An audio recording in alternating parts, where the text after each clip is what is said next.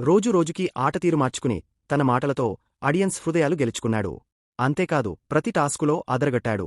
తన మాటలతో జెన్యూన్ ప్లేయర్గా నిలిచి మొదటినుంచి విన్నర్ రేసులో దూసుకుపోతున్న తనుజకే గట్టిపోటీ ఇచ్చాడు.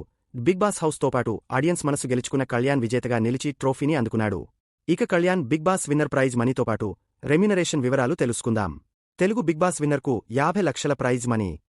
అందులో డీమాన్ పవన్ 15 లక్షల రూపాయలు తీసుకుని హౌస్ నుంచి బయటకు వచ్చేశాడు. దీంతో ప్రైజ్ మనీ 35 లక్షలకు తగ్గిపోయింది.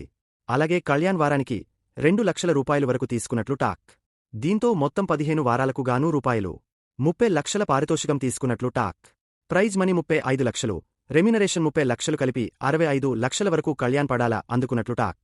వీటితో పాటు బిగ్ బాస్ టైటిల్ విన్నర్కు మారుతి సుజుకీ కారు బహుమతిగా ప్రకటించారు. ఏపీలోని విజయనగరానికి చెందిన కళ్యాణ్ పడాలా కష్టపడి చదివి ఆర్మీలో ఉద్యోగం సంపాదించాడు. 3 ఏళ్లు సైనికుడిగా సేవలు అందించాడు. కాని చిన్నప్పటినుంచి నటనపై ఉన్న ఆసక్తి, ఇష్టం అతడిని బిగ్ బాస్ వైపు